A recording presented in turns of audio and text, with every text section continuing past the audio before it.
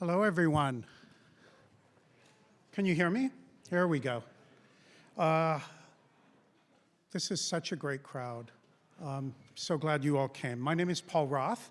I'm the director at the Image Center at Toronto Metropolitan University. And yes, we are still on the campus of Toronto Metropolitan University.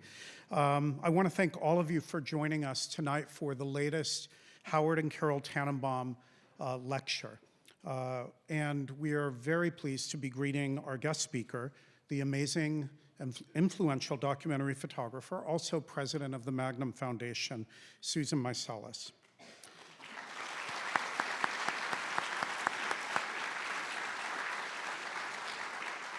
As I said, we are on the campus of TMU. We are in the Ted Rogers School of Business. And thank you. I know it was a bit of an effort to find the beautiful theater here on the 7th floor, but I'm very glad that you found your way here. Toronto Met, where we're gathered tonight, is on the traditional territory of the Anishinaabe, Mississaugas, and Haudenosaunee peoples. We embrace the responsibility that we've inherited from the generations that came before us, and committed to care for this land and for all the many people who visit or make their homes here. Before I invite Susan to the stage, I want to speak briefly about the historic context for the Tanenbaum Lecture Series, which is our oldest and most important program about photography. The series was, for most of its history, hosted by our colleagues in the School of Image Arts here at the university. And it was known as the Kodak Lecture Series because it was sponsored for most of several decades by Kodak Canada.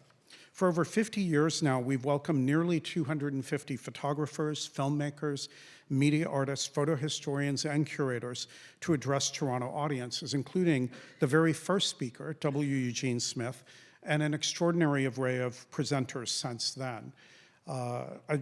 There's way too many, but I will just name a few. Berenice Abbott, Vince Aletti, Dawood Bey, Stan Brakhage, William Eggleston, Robert Frank, Sally Mann, Jamel Shabazz, Michael Snow, and twice at least before tonight, Susan Meiselas, who has been a longtime friend of the university and of the Image Center. Susan spoke in the Kodak Lecture Series in the School of Image Arts many years ago, and at the Tanenbaum Lecture Series under the auspices of the IMC nearly 10 years ago, when she gave a lecture about her epic project on preserving the visual history of the Kurdish people. When the Image Center opened its doors in 2012, we inherited the acclaimed lecture series from our partners in the school, and we were very fortunate to secure support for the continuation of the series from Howard and Carol Tanenbaum, aficionados and patrons of photography here in Toronto and known, of course, all over the world. I want to take this opportunity to offer our great appreciation to Howard and Carol Tanenbaum for supporting the lecture series.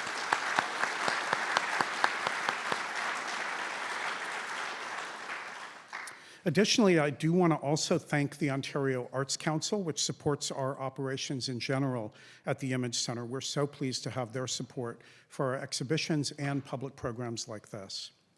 Before we get started, I want to have just a couple of housekeeping notes. We're recording tonight's program, and we'll be uploading it to our YouTube channel in the near future, I hope, for those who aren't able to attend in person.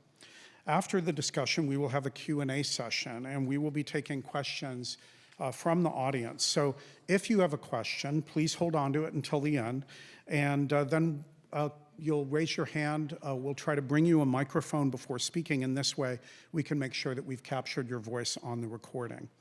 I also want to ask all of you to mute your phones, especially those Blue Jays fans that have their phones set for alerts tonight. And now it is my pleasure to introduce Susan Meiselas. Susan is a photographer based in New York, very well known for her wide-ranging and innovative documentary practice. She is the author of several publications that really trace her history, and I want to list many of them, by no means all of them. Carnival Strippers, a great book in 1976, which was recently reissued in a more complete version called Carnival Strippers Revisited. I think 2022 is when the new version came out. Nicaragua, June 1978 to July 1979, the original edition published in 1981, and a new, much fuller and more retrospective edition published earlier this year. Kurdistan in the Shadow of History, which Susan spoke about before, published in 1997. The Great Pandora's Box in 2001. Encounters with the Danny. If you haven't seen that, I highly recommend it. An amazing book, 2003.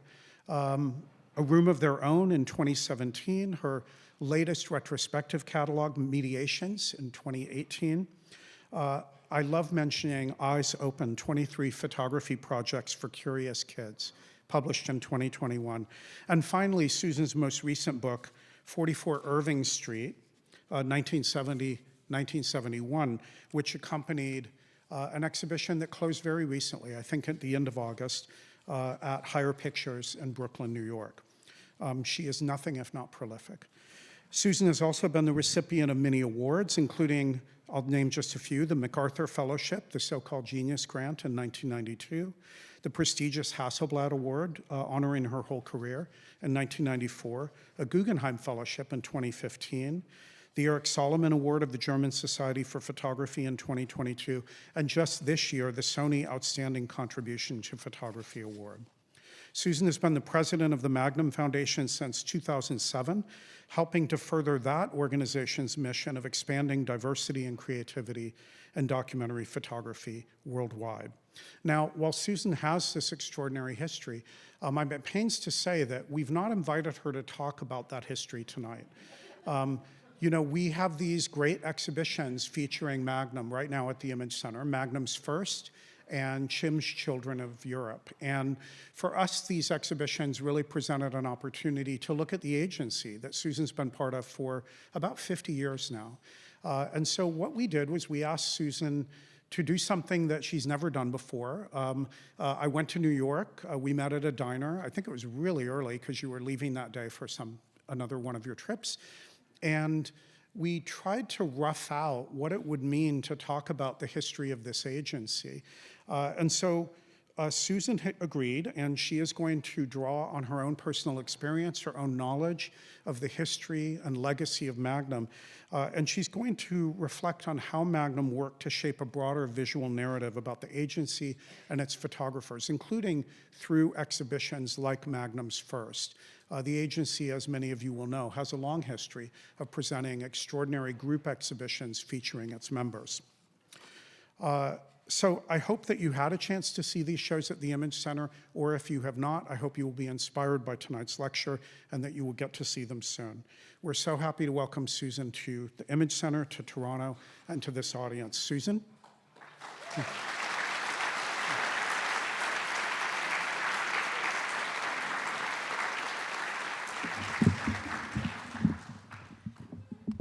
I promised I would speak about this if Paul explained. I'm not a historian of Magnum, so this is an unauthorized kind of wandering backwards and forwards and trying to make sense of this community in some way that I've been part of for a long time. So don't mind me if I reference notes, because my head is filled with, it's hard to go back and forward and almost in the same time zone. So, as you know, the show that's up is 1955, 1956, and I love that I just found this, I guess this was part of your ad, Paul, Magnum Photos Agency's first exhibition, Lost for a Half Century, to make its North American debut. So this is about 20 years before I joined Magnum. And that's important to say because what's strange, this is the work of the first generation, and that included the founders, essentially, and some who are no longer part of Magnum. And I kind of love how this show came as a total surprise to all of us. None of us knew about it. It wasn't really discovered. It wasn't really looked for. It was stumbled upon in a basement. It has a wonderful history to itself. The crates, if you see them in the exhibition, are stunning. You sort of dream of crates like that today. And so to find these crates in the basement of the Alliance Française, you know, and have them now at the Image Center, all I could think about is how much has been lost. And that actually moves me a lot to just experience this thing about lost and things that are, of course, can be in archives and have to be unburied. So I'm going to give you a sketch. And when I say a sketch, it's because literally I had to go to the internet because sadly Magnum doesn't have this beautiful archive of its own. So I'm mixing images that I'm finding on the internet to trace my own memory of certain shifts that I'm going to try and share with you. This was a book that was made in 1968 by Charlie Harbut and Philip Jones Griffiths, but one that came out of the archive, initiated by the two of them. I remember not seeing this book until I joined Magnum, about 10 years after that. So just thinking about, for all of us, what we see when we see it, how we learn the histories that we become part of in this case. And I think about this book a lot right now, and should be revisited right now in terms of America is sadly, as you all know, in crisis again. So thinking about Magnum, when I entered in 1976, not knowing really very much about it, of course there are little books about it, and there are all the little stamps that used to be in the shipping room. Everybody had their name on a stamp because we were producing prints in the office. But of course, I'm joining an organization that basically is defined by Robert Capa on one end and Cartier-Bresson. I'm assuming most of you know who. I'm not, but that's a spectrum, very different spectrum. And coming in as a young photographer, the question is, where am I in that spectrum, right? And it was, yes, male for the most part, though there were a number of female predecessors, Inga Morath, Eve Arnold, who's, you'll see the work in the show. So there's this tension in conversation between the content of a photograph, the form of a photograph, where should photographs be, that I'm kind of into that. I join that dialogue in a number of different ways. So mostly it's work that is going to be seen in the pages of magazines, and yet the pages of books are as important to this particular community. And I have just made my first book, which is Carnival Strippers.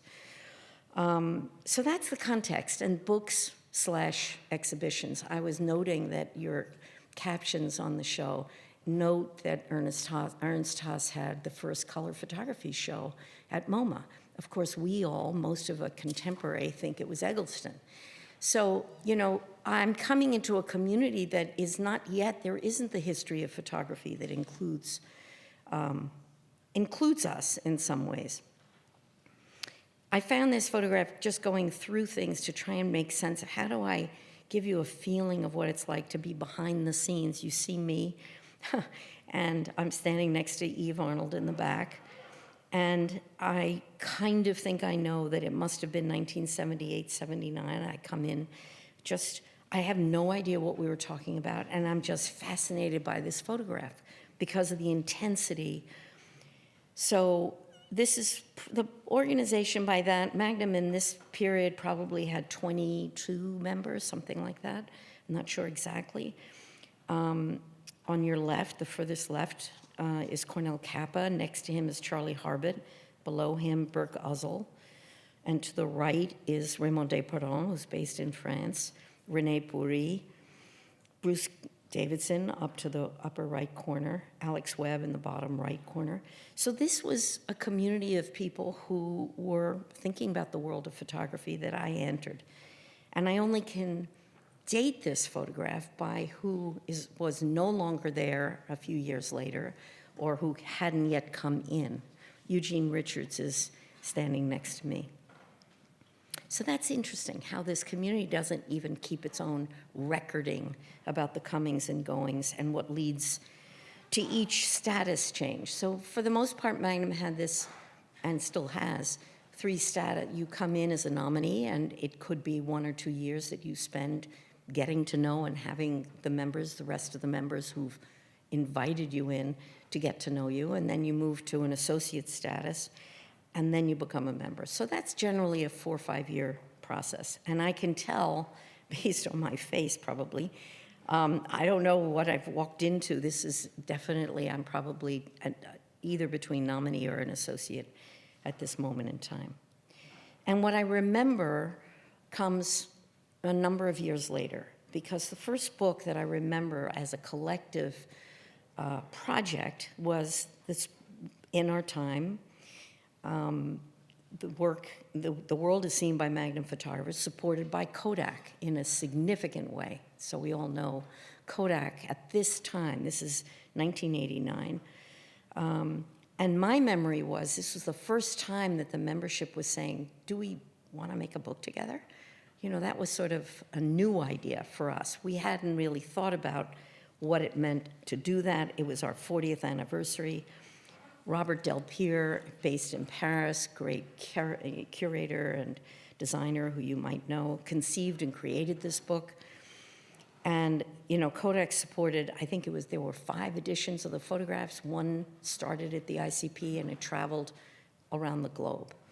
And my memory of the controversy is the thing that I wanted to share. The controversy was, who was this person that most people didn't know, but Henri trusted, who was dipping through the archive and pulling whatever he chose for whatever reasons, and then bringing it together as he saw what In Our Time was through the eyes that we shared with him through our photographs. And the debate was this, what I'm going to share with you is just a tiny little segment, this feeling that there were photographs that just were in play with each other, visually in play. A name was associated, but when I found Carnival Strippers in this particular juxtaposition, I had no idea what it meant to be part of this project. And I'm saying that from that feeling that, you know, it's not that I wasn't proud to be part of it, it's just that I didn't really understand the vision that was driving the project.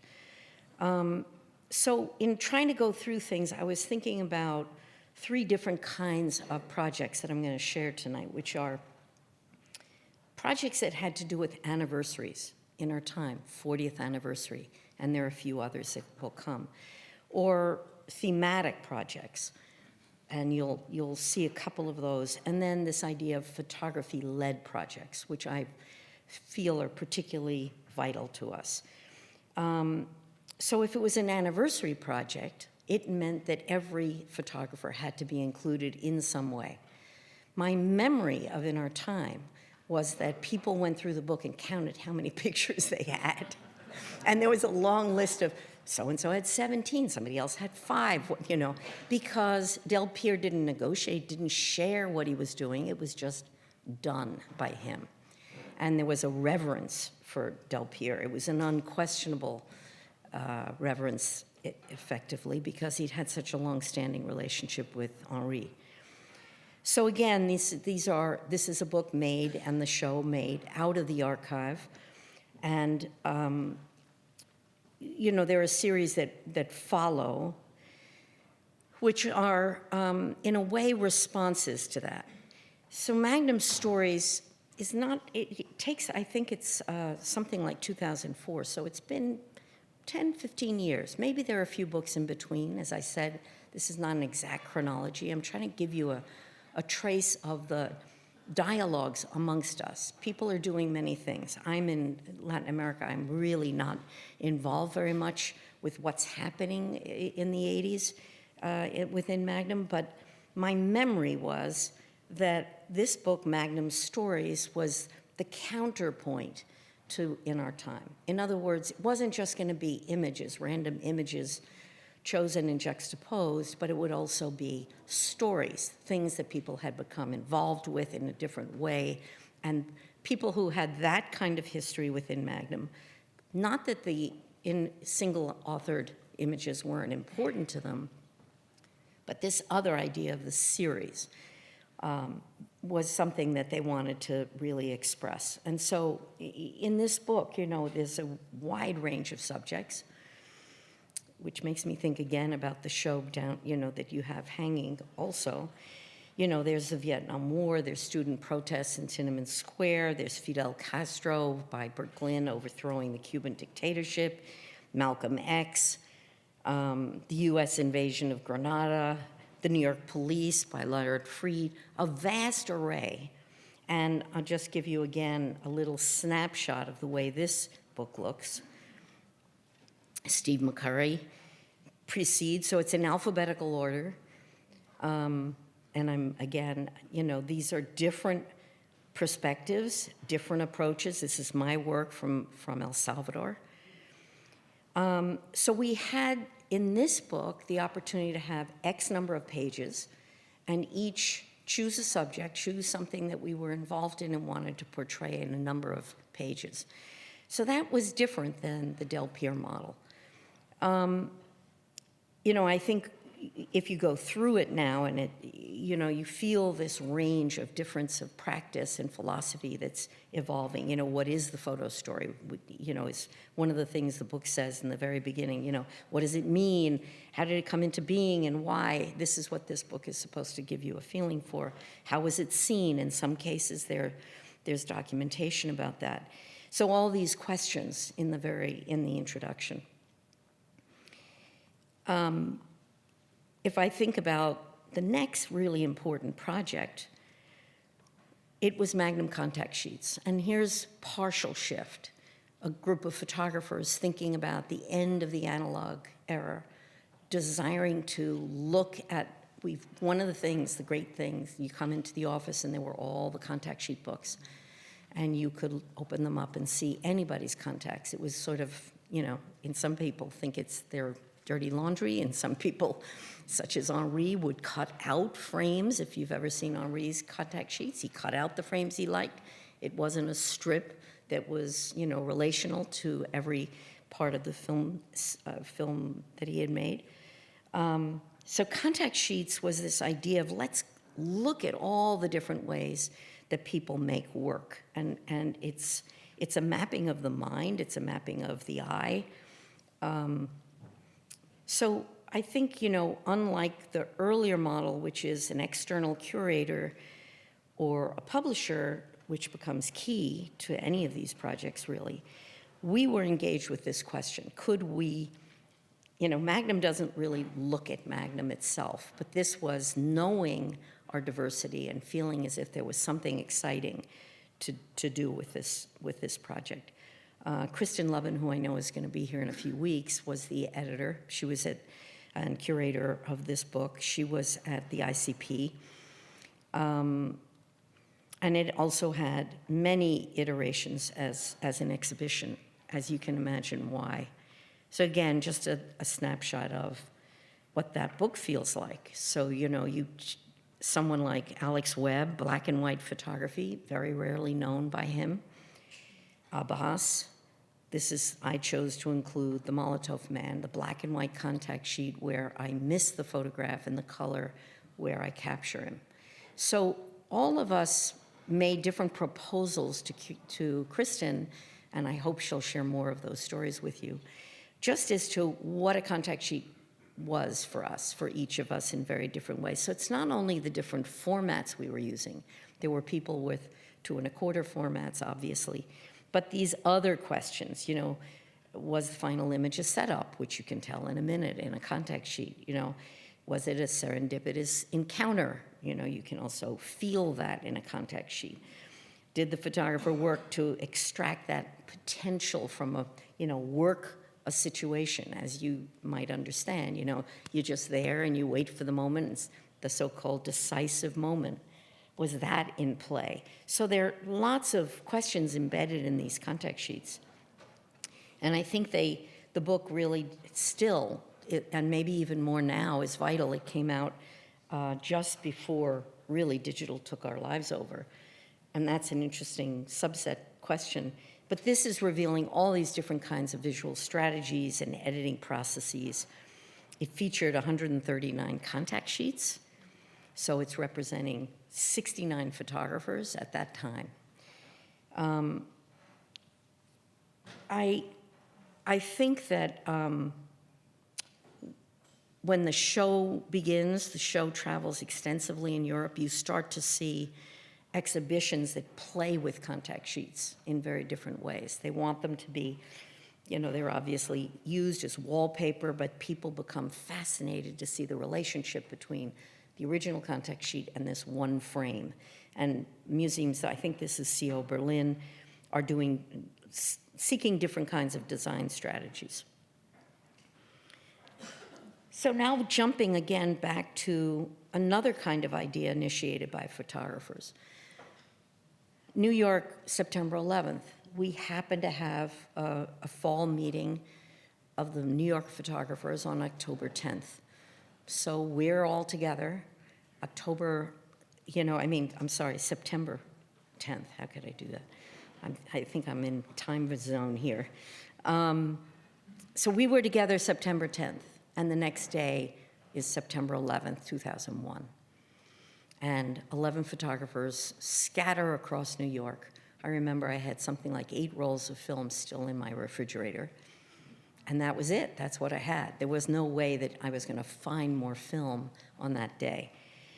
People were shooting in black and white. People were shooting in color, whatever they had, whatever they could do. And we came back to the office multiple hours after the drama of the morning. And Thomas Hopker was there. Thomas Hopker had been the photo editor both at Stern for a number of years in his earlier life and also Geo, the first American edition of Geo. And he just said, let's get everything together and figure out what to do with it. And that was an amazing moment. I don't think we could have done that book if Thomas hadn't had that kind of experience. I mean, we knew how to edit our own contact sheets perhaps, but not to put together this collective effort in a crucial timeline. Nathan Ben was the bureau chief in New York at that point. He called up a Canadian printing company. I don't remember who it was. And they offered the paper for free. We raised $1.5 million for the victims of 9/11, which just selling books. And that really was powerful for all of us to be able to turn, within months, which usually it's 9 months or more, but within a much shorter timeline, partner with Powerhouse, we were able to create this book and collection. And I still think about how, you'd think that would be easier to do now with digital technology, but you have to have a lot of components of people trusting each other, being willing to say, yeah, there are these different angles, if you look at the book, that everybody was seeing these towers from different points of view. Thomas's photograph was taken from across the river. He couldn't cross the river. Gilles Perez is walking across the Brooklyn Bridge. I'm coming down Broadway on a bicycle, etc. So we are all surrounding and working within a very relatively short timeline to document this moment in time. And the first exhibition that I remember being so important was at the New York Historical Society. And that we included photographs. We had some people had made videos. So again, making an exhibition not of time, but in time, in the memory of time that people are still living and processing. And of course, that show has gone on to have maybe the 5th anniversary or the 20th anniversary, which is coming. What might that be? And people have gone back to the site. Some people have done other work. I don't know that there'll be another book or exhibition, but I think this thing about the timeliness of it and our ability to respond to time in this way. So here's another example, what I was actually teasing Gael about. Yeah, the Magnum photo book Raisonné. We did this. We wanted to bring all the books. We realized the one thing we have in common, everybody's a bookmaker. Why? How that comes to be, it just is who we are.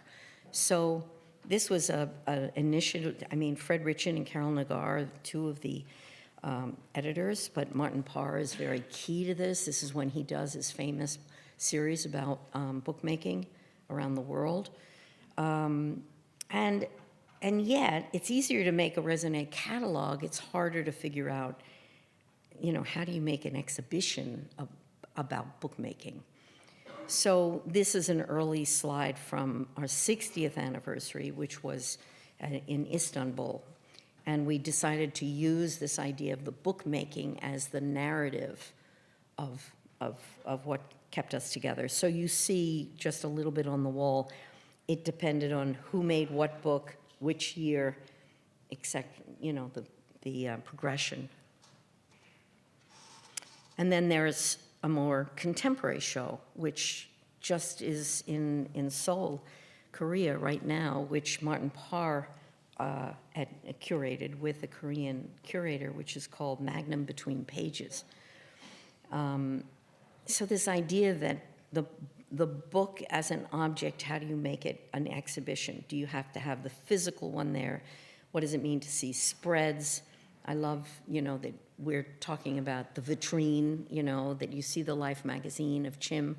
But, you know, books are awkward unless they're on iPads. You always want to turn the page and you can't see the full sequence. So making an exhibition out of multiple books, I think, is still a big challenge. I think this show includes 153 books by Magnum photographers, which is a small selection of what the whole raisonné is. It begins with Death in the Making by Robert Capa, and the last book in the series is Olivia Arthur's recent book from 2025. But what I discovered was that at the same time in Georgia, they're doing a similar endeavor. They're interested in the books, but they're doing projections, and each screen throughout held the book. So you experience the whole book in sequence through multiple screens through the gallery. And then you have the book in reference to a facsimile of the book to review. So it's challenging, I think, still you can integrate books, but can you really make a show the depth of that to engage a public? So back to this idea of anniversaries. So it's the 75th anniversary, and we, as a group, think about who might curate this history from a new point of view, and invite Clément Charroux, who at that time was the curator at the Pompidou. He went on to become the curator at MoMA, and then SF MoMA, and now is at the HCB Foundation in Paris. And the offer was, well, we're turning 75, what do we do? Is there anything interesting that we maybe could do that we haven't done, and what are your ideas? And he thought about it, and he proposed that maybe it's really about the photographs as art objects and photography as documentary evidence. And he wanted to explore these boundaries. So he did not make an anniversary book that included everyone, which was controversial, needless to say. He went for what he felt was either strong and expressive or bore witness to time in an important way. And it was this strange timeline. It wasn't the time of what's happening in the world, but it's the time of photography and the history of photography and what books at what point in time maybe shaped the way we saw photography as it was growing into another expanded community. So this is just a little snapshot of the 70s because it's kind of where I discovered myself that he chose to place me. He did not do every project for every photographer. And I thought it was really important for me that to see Danny Lyon came right before with Conversations with the Dead, which for me has always been a seminal photographic book. Most people talk about Danny's Bike Riders, which is previous to this. But he's really breaking new ground in a new way, a different way, collaboratively, I think, with Conversations with the Dead. So again, you have a series of pictures, and this is where, again, it's not just the photographs. So what I think Clément was drawn to, and you kind of see it in Danny's work, it's the objects from which either the magazines or the book or the maquette, in my case, the spread in a Dutch magazine, how the work was seen and interacted in the environment. And that was his thesis that really he proposed and went forward with, both as a book and an exhibition. A more recent example of a curator coming to Magnum and saying, again, it's this mystery about the analog to the digital age. I really don't love this title, but it's titled A World of Photography. This is for the Photo Arsenal in Vienna, which opened, I think, 2 years ago, something like that. The first show was the Magnum show. And the goal was to go from what you see there, the contact books that would be in the office, to trying to bring a public into this process of making photographs and what happens to photographs. So Felix Hoffman was well known to Magnum. I think Magnum just said, what do you want to do? What do we have that interests you? And there was this interchange. His question that he writes was, when do certain photographs become icons that enter the collective memory? Why are they published, and how do they later end up in archives? So this show includes 300 images and objects from 7 decades of Magnum's history, pulled together from various offices and photographer collections. Just as an example, you can sort of see, again, the contact sheet, and then you see a print which is framed on the wall. The contact sheet is framed, the wallpaper, the book is below it. Again, and what you may not understand that you're seeing in that large image is the magic of our printer who lived in our office, worked in our office, and we had a dark room behind the contact books. And in the analog world, you didn't have the opportunity, unless you printed for yourself and controlled every decision in the printing process, you handed work off to somebody, and Pablo became that trusted person. These are Pablo's maps. I find these completely fascinating that he kept these as reference, because he would be asked by, the picture on the left is Thomas Hopker, on the right is James Dean by Dennis Stock. So he would have made a print, showed it to the photographer, had the photographer to say, well, a little more here, a little less there. As you know, that's a very elaborate process and one of trust. Of course, the photographer isn't beside the enlarger the entire time the printer is working. So it was an iterative process. And these were his reference sets. When we closed the darkroom a couple of years ago, I think this to me is really a very, very special set of images. There are multiple examples of it, of this mapping. That, I think Pablo now is working at the Bronx Documentary Center, which I kind of love, that he's gone on to train, again, new printers to work in analog in the South Bronx. It's completely different than a digital process, as most of you would know, where you can diddle and daddle with Photoshop if you're good at it, and you have layers, and you can keep the record or not. So, of course, most photographers, including myself, the relief is you don't have to constantly go back to the lab and check every time, and you didn't get this one quite right, and the fact is digital technology has really transformed our practice in printmaking as well. That you get it right, and it's there forever, and you vary the print, the papers, etc. So this show moves from the contact sheet, includes color. It includes, as you see on the left, behind the glass, the kind of information that was embedded on the back of the photographs, which I also think is tremendously important to the register of what happened to these photographs.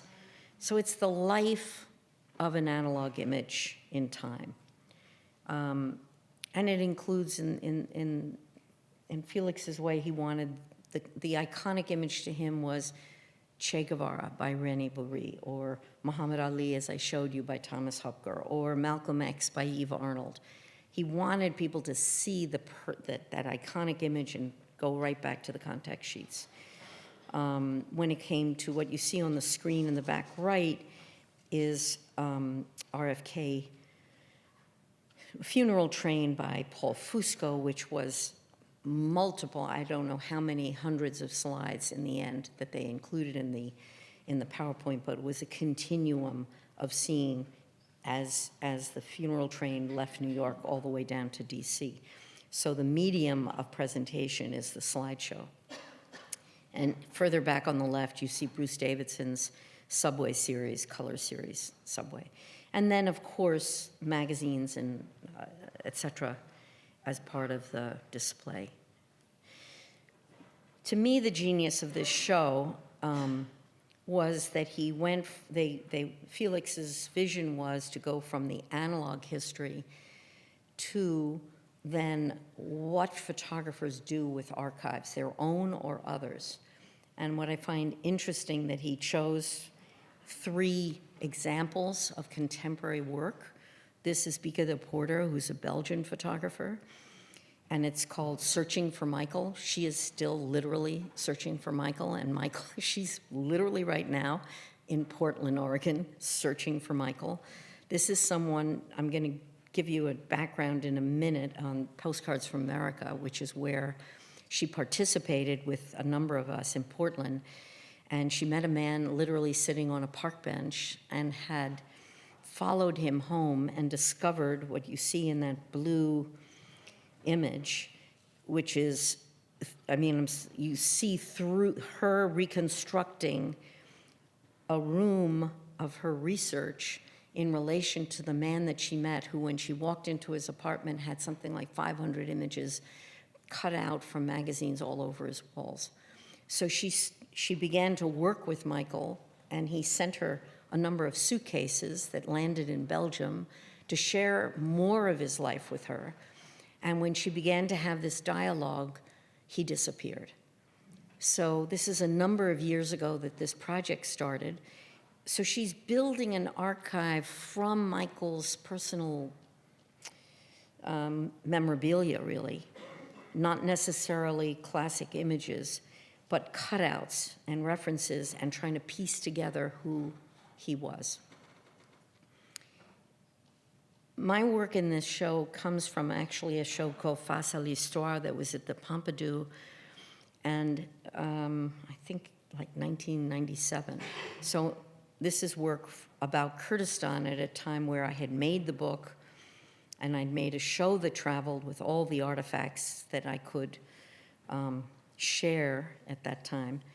And then I wanted to make a piece that kind of layered this history. So what you can kind of see on the image, the black and white image is a codolith that I did not make, but it's about the exodus from northern Iraq into Turkey. And it opens the book that I made later. And then my photographs are you know, on another surface, and behind that surface, there are texts that it's a little harder to see that. So I'm trying to create a multi-layered reference of memory, because I read about the Exodus and then I go. So it's this interaction of seeing an image and responding to an image in time, and then I'm documenting graves of having heard about what happened in Kurdistan, which is what led me there. So it's a kind of circular piece in a way. And the third that they showed was Rafał Milach, who's working with a whole cooperative of photographers in Poland, who are, it's a remarkable group who self-coalesced, and Rafał took the lead in preserving this archive. It's a digital archive made by many, many people. It's not authored individually, it's collective, and it's called the Archive of Public Protest. Very powerful, and graphically, I've seen it in many iterations. He loves experimenting with emphasizing different photographs. So going back to this notion of projects that evolve through photographers' engagement, in a sense, with each other or parts of the community, not all the community, the way a curator would go through the archive and find whatever they liked. I guess in a weird way, there's a parallel. A group of photographers came together and said, you know, it's great to meet once a year and talk about business, which is always a bummer, but let's spend some time together. Why don't we just do something together? So this is a non-commissioned by anyone initiative by a group of photographers called Postcards from America. We launched May 12th through May 26th, so just about 2 weeks in 2011. And we rented an RV. We'd made a determination this would be our route, starting in Texas, going to California. I don't know if you can read this, but it says, this is our collective mission, which we put on a postcard and sent to ourselves and to Magnum at the time, so they would know where we were and what we were doing. So wander in any direction, document everything, network locally, make lists, don't forget our history, engage our audience, wander some more, and play. And that so captures what we were trying to figure out how to do. So, you know, here you have Paolo Pellegrin at the computer. He was the only one that really understood how to work with digital technology in 2011.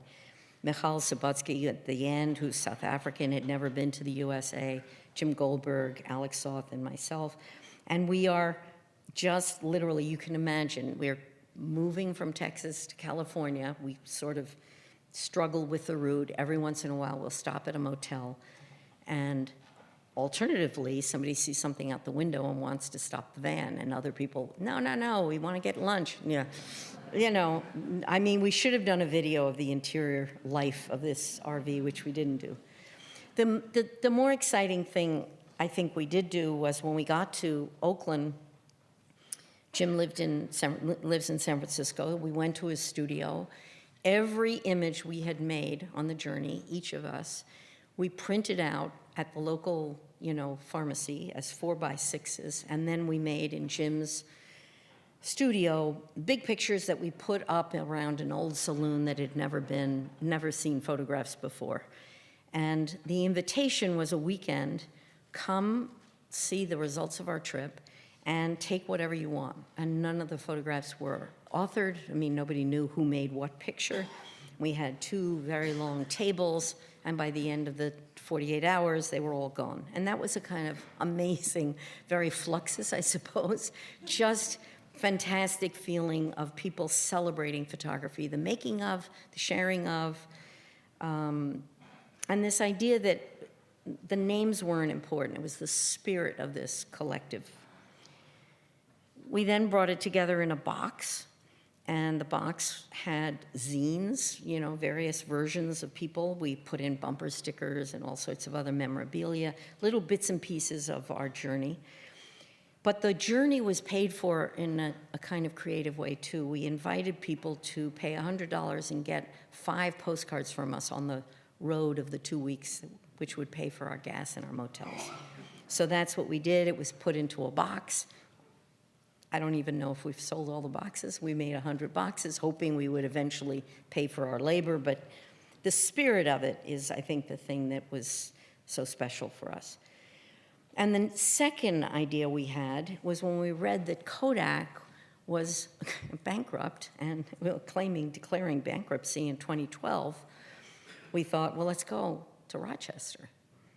So we rented a house literally in front of the George Eastman House, one big old house, and there were 10 of us who came in and you know, mobilized. This is, as you can see on the left, that's Alex Soth, Alessandro Sanguinetti, Larry Towle is in the back, Martin Parr on the right, and just every day trying to figure out what we were doing. We were all scattered around Rochester, self-assigning or wandering and we made a partnership with the Visual Studies Workshop. And the idea was that we don't know where we're going, we don't know what we're gonna find, but we want the people that we're encountering to see what we're doing. So Visual Studies Workshop was totally willing to here's the gymnasium, which some of you have probably been to. We'll give everybody a placard, and you can bring the pictures in, you can take them down, you can put them up, and I love this, you know, what did we miss? Which we then also, people came in and said, oh, what, you haven't been there, you should go there, you should do this.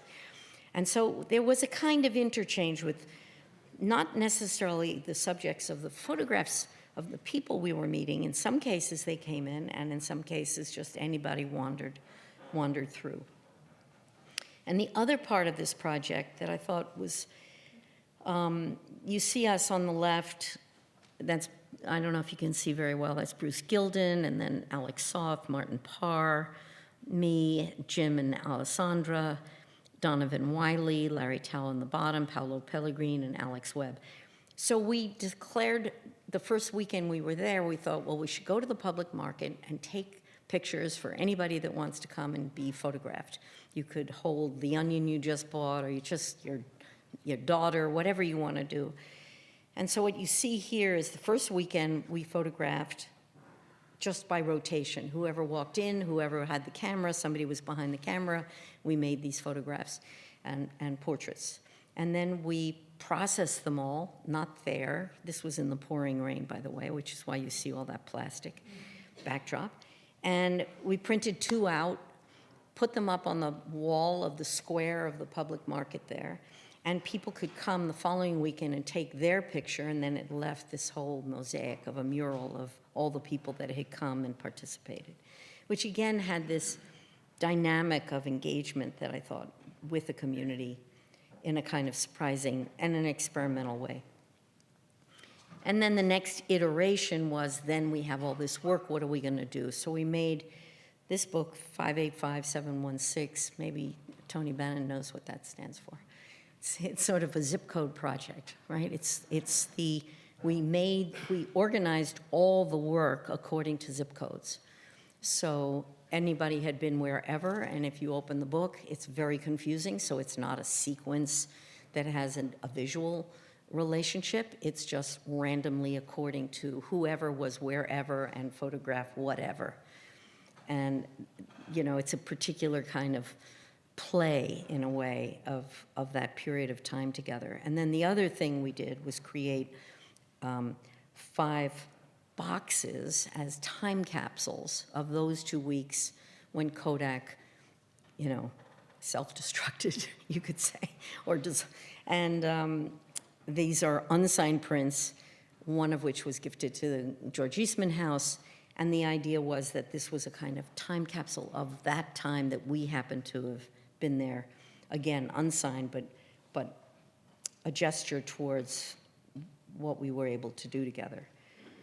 A very different kind, and I think I'm kind of coming to the where are we now in a way. This is, again, a little bit of a backwards and a forwards, which this project, just bringing this PowerPoint together, forced me to do. In '99, the group of women that you see here, I'm on the left, Inga Marath, Eve Arnold, Martine Franck. We had already lost Marilyn Silverstone. We came together to do something about the women of Magnum, because the endless question, how do you survive in the male-dominated community, So we decided to do a book, a project that was really about our relationships inside Magnum. This is just a snapshot again. This is Martine. I love that we are so different. So I'm showing a combination of a project called Crossings, crossing the US border, remembering the places that terrible things have happened in Nicaragua and El Salvador, which was a show I had just completed. So again, when you look at something like this, you see totally different ideas about what to do, where to be. And it's a little, for me, like Magnum First when I was there today. I felt like Magnum First also has this, each photographer in their own world looking at the world. And these were the worlds we were in, and that's what we wanted to share. The new iteration of Close Enough came about, now we're 20 plus years later, and in 2022 for the 75th, on one hand you had Clément Charroux with his vision of how Magnum fit into the history of photography, or whatever Magnum's photographers or projects had fit in an interesting way. And the women at this point of Magnum say, well, we want to do something in a different way ourselves. And so this is a project of the women who are active today in Magnum. And it's Close Enough, as all of you would imagine, is the famous Kappa. If your photos aren't good enough, you're not close enough. And we were challenging essentially, well, what is close enough? You know, what does distinguish the way we work, perhaps from our male colleagues, though not all? What did we want to put in dialogue with the questions about photography, essentially looking at relationships we had with the kind of material that we shared? And this catalog shows an exhibition. I think this was the exhibition in Belgium. And then I'm not going to show you the whole thing, but I think, you know what, this is an interesting juxtaposition. This is Christine de Medel, and Christina's project was called Gentlemen's Club, and right after that you have my project called A Room of Their Own, which was about a domestic violence shelter in the UK. So again, you have two very different kinds of approaches. Christina is photographing the men who go to prostitutes and are willing to talk about it, and I'm looking at women and the rooms that they come to and leave from as they move through the trauma of domestic violence. So I think what I was going to end with is really seeing, again, an exhibition. This was where the show opened, at the ICP.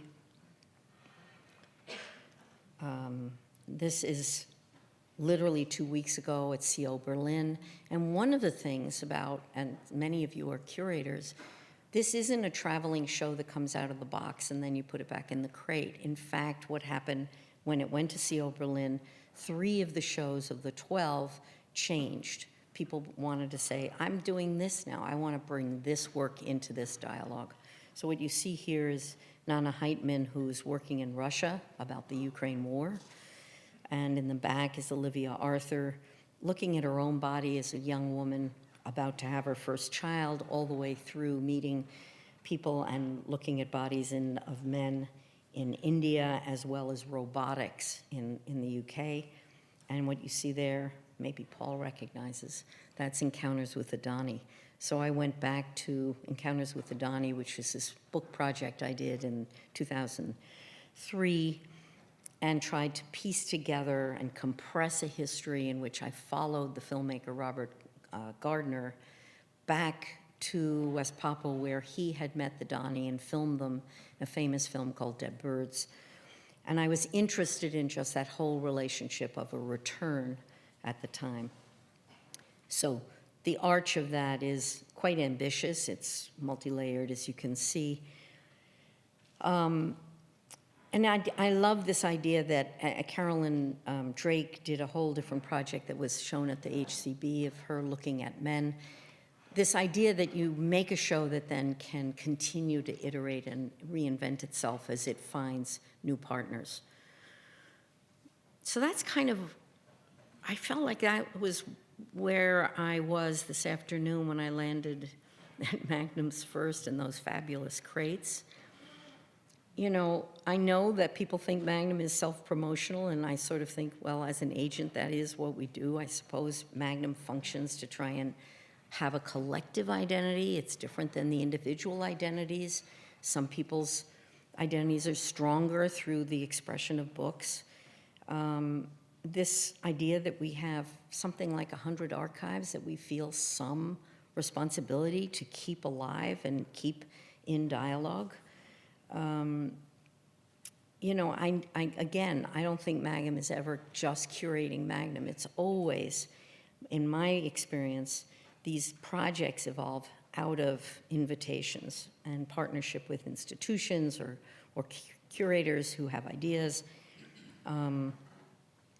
you know, as such as this one. So I'm kind of saying to Paul and Gael, thank you for the invitation to come and to think about so much that, again, I feel has been lost by Magnum, not understanding even who they are in the world of, and not maybe valuing as much as they could and should. And I love that you put this quote on the wall. It just blew my mind to find it. The Magnum Group cannot be considered a homogeneous school of photography.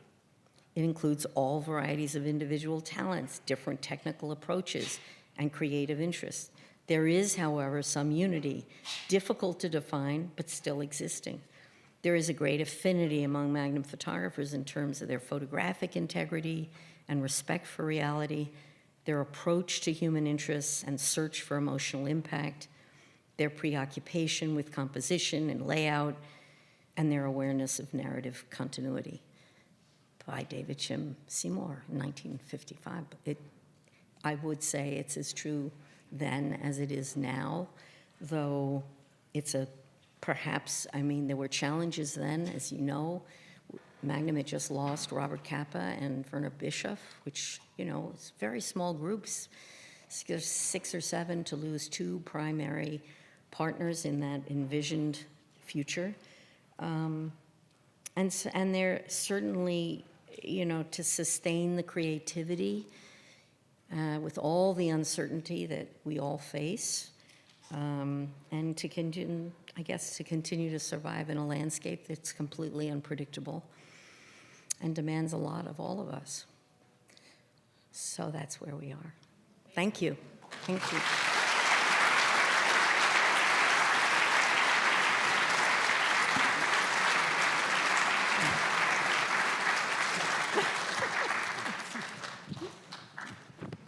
All right, we have time for a few questions. I'd like to start off just by saying how we came to take these shows, because, and I'm inspired to do this because you mentioned Gael a couple of times. For those of you who don't know, our exhibitions curator, Gael Morel, who's very embarrassed that I'm pointing at her right now. When I first came here many, many years ago, one of the first conversations that I had with Gael really, really early on, after we had talked extensively about Black Star, which is the collection of a photo agency that the Image Center is known for, and which Gael helped educate me about, right? I knew about Black Star, but I didn't really understand how Black Star came to Toronto, what it meant to the formation of the institution, and how it is that the institution was thinking about it, dealing with it, and so forth. And really early on, Gael said to me, we're gonna have to do Magnum someday. And it was like a shorthand thing. She didn't have to say what she meant. I knew what she meant, and I even knew what she meant by suggesting that it was going to be complicated. How will we do this? How will we approach Magnum? Not how will we show a Magnum photographer, but how will we talk about the agency? The agency constitutes a virtually limitless set of histories and complexities and conversations that arise out of them. And it is prismatic in nature. You cannot get a fix on the kaleidoscope of Magnum. And yet we all in this field think about Magnum all the time, all the time. And anyway, over the years, Gael would bring up an idea here or there, but we both felt that nothing was really quite right until one day when she told me about Magnum's First, that this exhibition had been found in Austria, that it was somewhat unknown even to Magnum, and that it had been kind of touring in a desultory way in Europe after it was found, but that it was still pretty unknown in the United States or Canada, and that Magnum itself was not marketing it aggressively. So Gael tracked down the right people, convinced them to bring it to North America. We have her to thank for doing that, and that is how it came to the Image Center. And for us, I have to say, at every stage that Gael and I have talked about this, we've never talked about what it means. We just knew that it would be such an interesting way of raising all the questions about Magnum. And so our first response to that was to organize another show to go with it. Gael organized Chim's Children of Europe to, first of all, highlight an absence. Chim is one of the co-founders of Magnum, one of the original members, but not in Magnum's First, interestingly. He apparently was in Magnum, he was in the show that is the seed of Magnum's First, but he is not, his work is not there. It's not retained within the show. And yet we have this terrific collection of this very important project of his that he did for UNESCO. So that's why that show is there. Inviting you is another step. The tours that Gael is giving, she's already given one, she has another coming, and the tours that our docents are giving, that's another part of it. It's a conversation that unfolds over time, where we try to understand not only the show, not only these individual photographers and the stories that happen to have been included in that show, but also the larger history that it references. So I want to say, first of all, I'm very grateful for you bringing forward what came after Magnum's first. It's not necessarily Magnum's second, third, and fourth. There are apparently even shows that happened before the In Our Time in 1989. But it is really, really interesting to me that Magnum itself doesn't have its own sort of internal official awareness of this history. And you mentioned very early in your talk, you said Magnum doesn't spend a lot of time looking at itself. And yet Magnum is always iterating versions of itself as an agency. And I wanted to ask you, how do you account for that dichotomy that Magnum is always generating a history of itself, but not particularly Keeping track of yeah, keeping track of itself, which is interesting. What do you attribute that to? Well, that's why I divided this into this idea of there were anniversary shows where that's a very intentional moment. Right. What does it mean to turn 75 as a collective? It's, you know, people say it's the longest standing collective of artistic community. I don't know if that's actually true, but, you know, there's a reason to look at the mirror in a certain way at a certain moment, the way we all do for anniversaries. You know, there are tons of books which are coming out of the archive. That happens. And that's not really, that's just a kind of, you could make a book about bicycles, you could make a book about trees, you could, you know, and like any archive generates. I'm much more interested in these ideas that come out of a group of people thinking about photography and looking at, you know, that's why contact sheets is so interesting and so important to me. So why we don't keep our own history? I mean, it's not like there's a little box or a closet where it's all hiding, I can guarantee you, which is kind of discouraging too, because each time an office downsizes, gets put in a dumpster, and I'm one of the people that goes in and tries to dig things out and put it someplace else to be saved. We're not reflexive in that way. We're responsive, maybe, as a community. We're always, you know, looking at what's going on around us, not internalizing who we are in the same way. And yet, of course, we're preoccupied by that. When we make choices about new members, we're thinking about who's within, who's done this, whose vision have we not seen? Diversifying Magnum geographically, ethically, yes, and ethnically. Yeah, lots of those kinds of issues. In that way, we're very self-reflexive. So I'd like to open the floor up to questions. Just a reminder, raise your hand and someone will come up with a microphone to you so that we can get your voice on the recording. Do we have any questions? Right down here.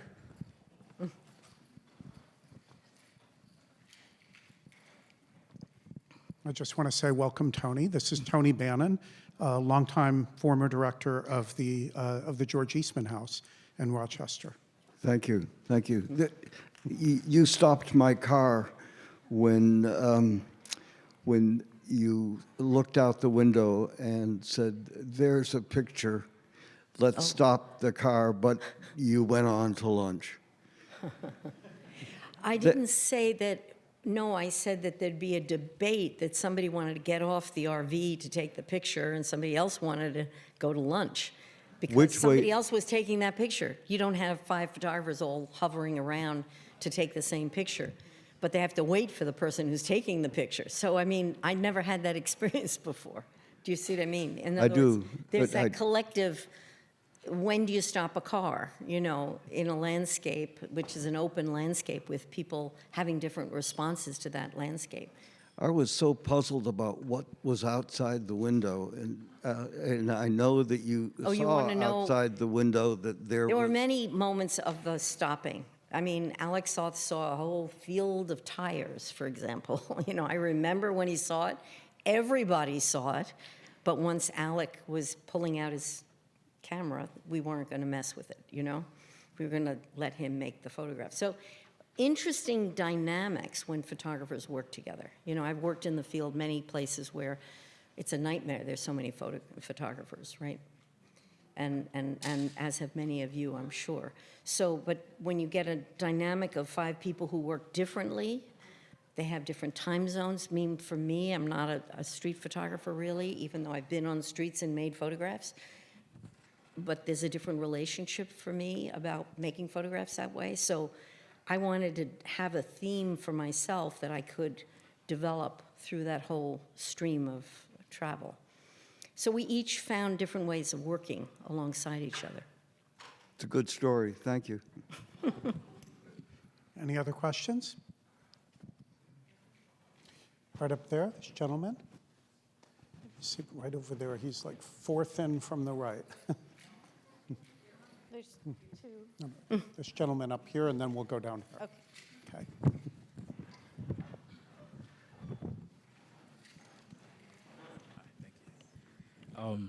Hi. I actually have 2 questions. I hope we have time for both. Thank you very much for the talk. It's been incredible to hear the history of Magnum. As I was listening to you speak, I sort of wrote down 2 things. Magnum has a very iconic and profound history as a collective of documentary photographers. Reflecting on projects like America in Crisis and New York, September 11th, I was wondering, what is Magnum's collective identity today in a time where it seems we're reliving history with crisis existing in every corner of our world? Great question. So I referred to the time capsule of Rochester. We now have a collective project called Time Capsule. And people are out doing what they can do that they can make sense of. And I think it's, it's both an individual, it's not structured the same way that we're all living in a house together. We're all wherever we are. I think I'm speaking not from Canada, where Larry Tal is here, and I keep saying there's plenty happening in Canada that relates to America. How are you going to visualize that? It's challenging to figure out how to visualize the headlines and what I was saying to even Paul earlier today is that I'm obviously at one time in my life I was really a frontline reporter. A frontline photographer meant being as close as you could be right in and being as close to and immersed in and all of that, engaged in. I now find, and I don't have my iPhone with me, but now I'm dependent on this to know what's happening in the world in the same way that all of you are. So I'm absolutely obsessed now with downloading in these confessionals that are happening. People using this phone to document whoever they are, not worrying about the form or the frame or what the picture's going to be, but just having to document what is happening in my country, So we're all doing it in different ways. So what we will make it's too soon. This is a gathering, this is a responding time, hopefully there'll be a reflective time where we will find a way to bring it together. And maybe that'll be the famous 250th of America in next June, maybe, if we found partners to do that with. We don't have that in our minds now. It's not the destination of what you're going to do. It's how are you feeling and what can you express or what can you capture of the enormity of what's happening, because it can be overwhelming. So how do you visualize? All of us visualize and observe, visualize, transform in some way into something that will be for the future in some ways. Thank you. Can I ask the second question? What roles does an organization like yours play in a world now where some might say that photography's perception value is under threat with the advancement of AI images? It's a great one, Fearful, a lot, some people, and actually Larry Tal, who's Canadian, many of you would know, has been leading the effort amongst us to really try and think about some of the questions that impact us a lot, like has our whole archive been eaten by AI and will be regurgitated in various forms in the future? I mean, there are lots of questions that we're trying to understand like everyone else. I don't think we have any particular insight. We may have a little more paranoia than some. I mean, I'm glad that, yeah, I mean, there's a lot, it's a huge question as to how it's going to change everything about who we are and how we understand the world. So one part of us, I mean, a part of this community is trying to preserve an archive, right? And what does that mean if it's not physical and it's digital? What is, you know, how do you protect digital material? So when you figure it out. Okay, next Anybody question. else? There was somebody down here, I think. Hold on one second, we'll bring you a microphone.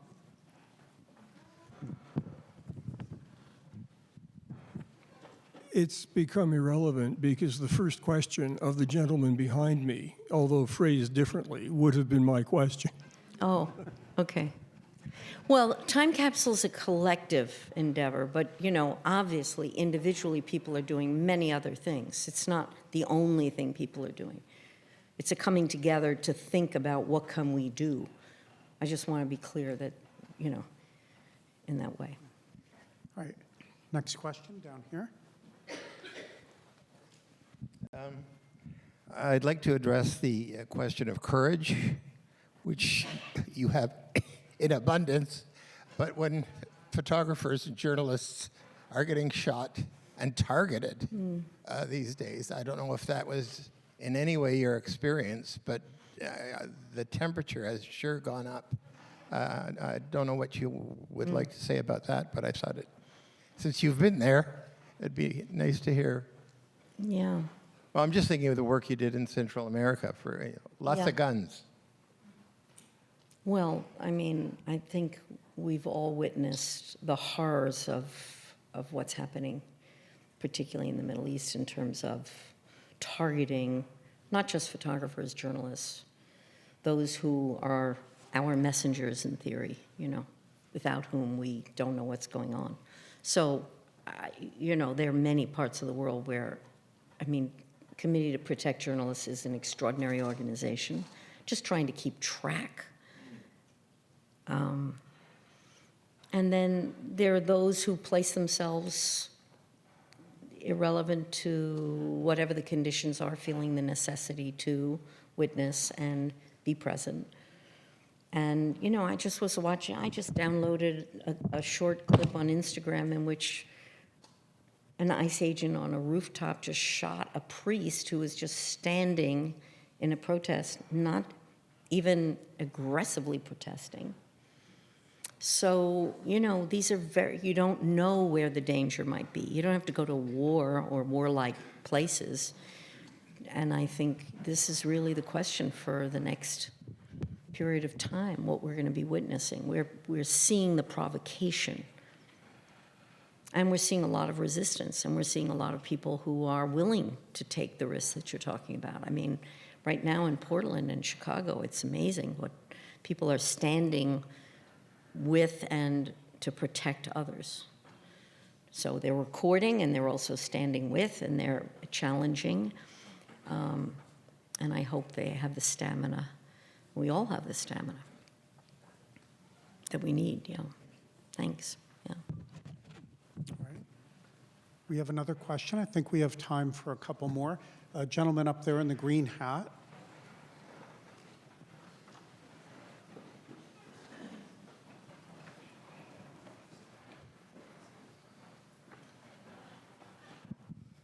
I'm just curious what the loss of the contact sheet, how did that affect your practice and the photographers that you work with and Magnum as a whole before being able to look at everyone's contact sheets and then moving to like a digital sphere where you can't see what others are working on? Yeah, that's a great question. There are different ways to talk about it. You know, I remember when digital came in and being in the what we called the photographer's room, a little tiny space, probably twice the size of this table, and people were debating amongst us how to number, right? So first of all, going back to analog, when I joined Magnum, I learned there were two systems. There was the Cartier-Bresson and there was the Kappa system. Anybody have an idea what the difference would be? Numbering contact sheets? Gael? Henri would start the year 001, 002, all the way through every roll of film he made in a year. Kappa would say 001 is my personal, and 002 is story 2, 3, 4, 5. So whether he was in a particular place or was a particular person, if you were to look at his so-called story list, which we all have, that would be the distinguishing way, and people would choose one or the other. That's part of the spectrum of how they thought about the kind of process they were involved in. So you know which one I chose, right? I was totally Kappa. I mean, it's not about each negative. I mean, it was definitely about my memory works by place, and you know, having each reference by a different number allows me to kind of retrace my trail in a much more coherent way than just a sequence of numbers. But translating that into digital is what this conversation was. So the digital camera can produce in a similar way sequential numbers. And all of you use your digital, even a digital phone, a digital camera. I and many others chose to have a reference, use the metadata to reference the day, because if I have a reference to the day and each day starts with a different number, I can track a process and a project better. You follow what I mean? So when you do it by number, you find that people also start to eliminate digitally. And I'm sure many of you looked at the back of your camera and said, oh, I don't need to keep that, right? So the camera starts to skip the numbers and wonder where things are. That's something different than the analog. Though Henri, as I told you, used to cut up his contact sheets, most people never did that. They used it as the footprints to retrace their trail. I hope you follow my logic. The interesting thing I have now, just as another layer of detail about that, I am now, when I go to a protest, which I'm probably going to do in the next week in this No Kings, the next No Kings, which you could celebrate No Kings here too, in a different sense. I take a camera, I've taken a camera that's might be my Canon, might be my Leica, might be whichever camera, and I take my iPhone. And those two things don't speak when I come back. They have to be on separate tracks in numbering, because I need to know which format generated a certain file. So, you know, there are lots of iterations of thinking about how do you keep track of where you are and what you're doing, and how do you ever find what you know, to work with this material. All right, we have one last question over here. Yeah. I think a lot of us who are concerned about keeping archives and trying to figure out how to keep them and what to preserve and so on and in what form, a lot of us know that we don't really get to control what is done with the archive. I mean, in the sense that we want to see it preserved, but we realize that generations to come are going to make different uses of it. But I think some of us also feel that we definitely want, as you were saying, the process, how it was done, how it came together, you know, what and how people did it differently is an important part of it. It's not just the objects or the artifacts or whatever.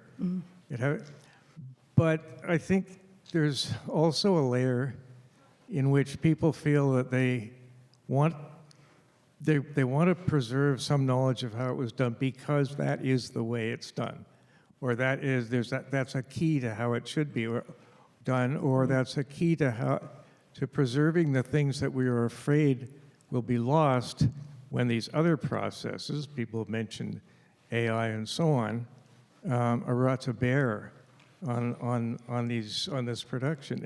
And I wonder if you think about that at all, or if you're just the primary thing is just keep the stuff. No, all the time. I mean, that I think, so for example, Marco Bischoff, whose father's work is in the show, and I have done a lot of oral history at different points in time. I feel time has erased so much history.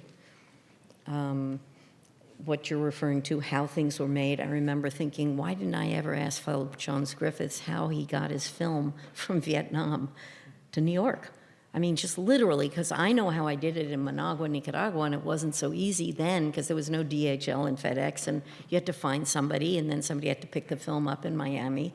And I've often, when I do speak at universities, this kind of a history, I think, is really important to convey, the very nitty-gritty of just the way the map of the analog photograph printing process that Pablo shares.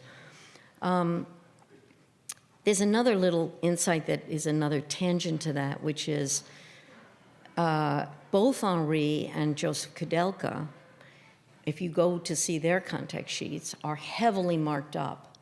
And if you're a curator with any curiosity, forget it. You're not going to publish the image, the frame next to the frame that you thought might have been better than the one he framed. Forget it. That's it. It's fixed forever. You could look at the contact sheet, and Henri had a whole thing about not wanting his contact sheets to be public, which is surprising in some ways. He didn't want people to see that he had cut them up. But that was the big secret in Magnum. You could get to sneak around and see Henri's cut up contact sheets. But seriously, this idea that a photographer, and this goes to curators. I mean, there are curators, and we sort of somewhere talked about this, that look at you as an object of study versus want to partner with you to think about what can we do together. Those are totally different approaches. So like that, there are, archivists who want to preserve everything and don't want anybody to see anything, touch anything, work with anything. And other archives where, Life magazine is in a vitrine. You can't touch it, but you can see it. So all of these decisions about how to make more layers of the histories that we're part of visible, I think it's the creativity of the archivist, of the artist, of the curators, historians, to keep stripping it away and building layers of understanding. So, thanks for the question. Yeah. Thank you Yeah. very much for asking the last question. I want to thank all of you for coming, and most importantly, I want to thank Susan for a wonderful time.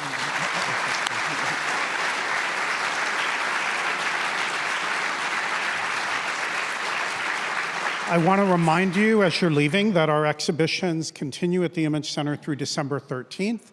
They close for the holidays and then they resume January 14th and run through April 4th. Also, we have a number of other Magnum-related events coming up. On Wednesday, November 5th, photo historian Nadia Baer will be upstairs from our galleries, delivering a lecture about her research into the early history of Magnum. And on Wednesday, November 19th, Gael Morel will lead an exhibition tour of both Magnum's First and Chim's Children of Europe. Please check our website for our events next season. Thank you again. Have a great night.